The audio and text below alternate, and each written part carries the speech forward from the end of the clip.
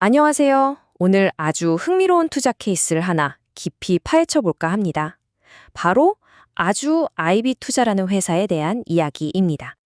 자, 시작부터 아주 도발적인 질문 하나 던져볼게요. 아니, 50년이나 된 어떻게 보면 전통적인 금융회사가 어떻게 세계 기술업계의 아이콘, 스페이스X의 핵심 열쇠를 쥐게 됐을까요? 이게 대체 무슨 이야기일까요?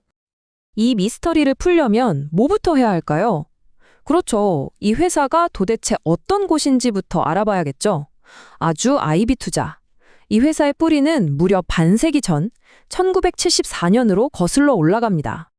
그러니까 여기가 그냥 갑자기 튀어나온 그런 회사가 아니라는 거예요. 1974년 KIST 산하에서 시작해서 우리나라 벤처캐피털 산업의 판을 처음 깐 거의 살아있는 역사 같은 곳이죠. 정말 오랫동안 묵묵히 자리를 지켜온 베테랑 중에 베테랑이라고 할 수 있습니다.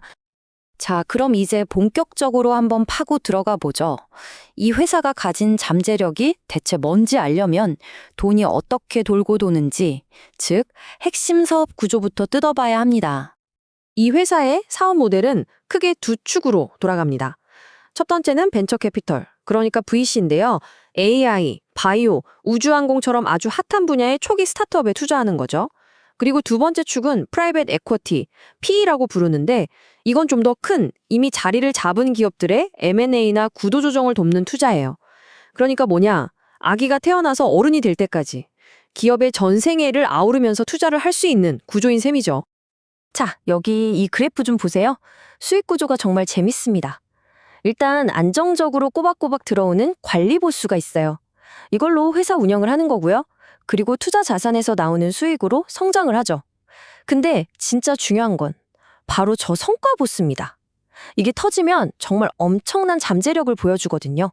그러니까 안정성과 성장성, 두 마리 토끼를 다 잡은 그런 구조라고 볼 수 있겠죠? 그래서 핵심 프로세스는 아주 간단하면서도 강력해요. 먼저 여러 곳에서 돈을 모아서 펀드를 만들고요. 그 펀드를 굴리면서 안정적인 관리 수수료를 받죠. 그러다가 투자했던 회사가 대박이 나서 상장을 하거나 비싼 값에 팔리면 바로 그때 성공적인 엑시트를 하면서 어마어마한 성과 부수를 챙기는 겁니다. 이 한 방이 정말 크죠. 그런데 말이죠. 아무리 사업 모델이 좋아도 회사가 재무적으로 부실하면 다 소용없잖아요. 자, 그럼 이 회사의 재무 상태는 어떨까요? 데이터를 보면 정말 드라마틱한 변화가 보입니다. 불과 몇 년 전, 2020년만 해도 이 회사의 부채 비율이 보시는 것처럼 꽤 높았어요. 거의 94%에 육박했죠. 그런데 2024년 현재 이 숫자가 어떻게 됐을까요? 믿기지 않을 정도로 낮아졌습니다. 아주 건강한 수준까지 확 떨어졌죠. 이 그래프가 그 극적인 변화를 한눈에 보여주네요. 회사의 재무 안정성이 얼마나 탄탄해졌는지 딱 보이지 않으세요? 이게 그냥 빚 좀 갚았네? 이 수준이 아니에요. 외부 충격에 훨씬 강해졌다는 뜻이고 더 중요한 건 이제 다음 빅딜을 잡을 준비가 완벽하게 끝났다는 신호탄 같은 겁니다. 자, 이렇게 체력을 단단히 키워놨으니 뭘 할 수 있을까요? 드디어 회사가 숨겨뒀던 진짜 에이스 카드를 꺼낼 수 있는 판이 깔린 겁니다. 아주 크고 정말 대담한 배팅이죠. 이제부터가 이 이야기의 하이라이트입니다. 이 회사의 운명을, 가치를 통째로 바꿀 수 있는 단 하나의 투자. 바로 그 핵심으로 들어가 보겠습니다. 네, 바로 스페이스X입니다. 맞아요. 그 일론 머스크의 스페이스X. 아주 아이비 투자가 미국 법인을 통해서 이 회사의 지분을 무려 2.12%나 가지고 있습니다. 이게 그냥 어쩌다 운 좋게 한 건 터트린 게 절대 아닙니다. 다 계획이 있었던 거죠. 이미 포트폴리오에 있던 회사 19개를 나스닥에 상장시킨 저력이 있고요. 뉴라클 제네틱스처럼 잠재력 큰 바이오 기업에도 꾸준히 투자해왔어요. 심지어 더 놀라운 건 이들이 투자한 나노팀이라는 회사가 스페이스X에 부품을 납품하고 있다는 사실. 이 모든 게 하나의 큰 그림, 바로 글로벌 첨단 기술 투자 전략의 일부인 겁니다. 하지만 여러분, 이렇게 장밋빛 이야기만 있을 수는 없겠죠? 당연히 리스크도 따릅니다. 이런 고수익을 노리는 투자일수록 우리가 반드시 짚고 넘어가야 할 잠재적인 위험 요인들이 있습니다. 일단 외부 환경의 영향을 많이 받아요.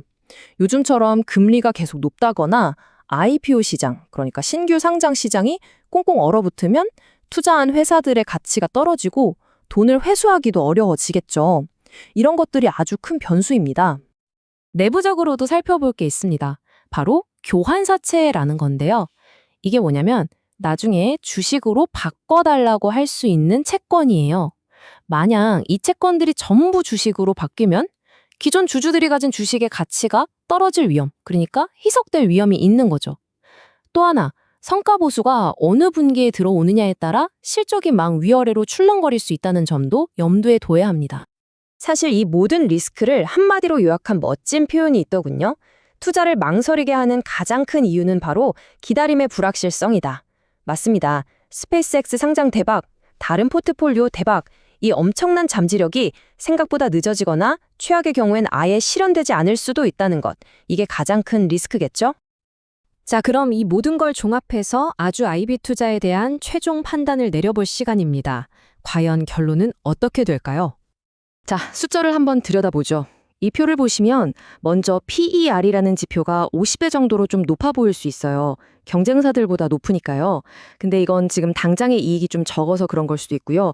더 중요하게는 시장이 스페이스X 같은 미래 가치에 성장 프리미엄을 주고 있다는 신호로 볼 수도 있습니다. 반면에 PBR, 그러니까 회사의 순자산 대비 주가 수준을 보면 이건 꽤 합리적인 수준으로 평가받고 있다는 걸 알 수 있죠. 그래서 증권사 애널리스트들은 어떻게 보고 있을까요? 일단 보수적으로 봐도 1차 목표 주가는 3,800원을 제시하고 있습니다. 이 정도면 최근 고점 수준으로 어느 정도 회복하는 걸 의미하죠. 하지만 만약에 스페이스X 상장이라는 그 빅 이벤트가 진짜 현실이 된다면 그때는 이야기가 달라집니다. 목표 주가는 4,800원까지 훨씬 더 높게 보고 있습니다. 결국 마지막 질문은 이걸로 귀결됩니다. 여러분 눈앞에 있는 아주 IB 투자는 그냥 평범한 금융주인가요? 아니면 하이 리스크, 하이 리턴을 감수하고서라도 미래 기술에 올라탈 수 있는 아주 특별한 티켓으로 보이시나요? 선택은 여러분의 몫입니다.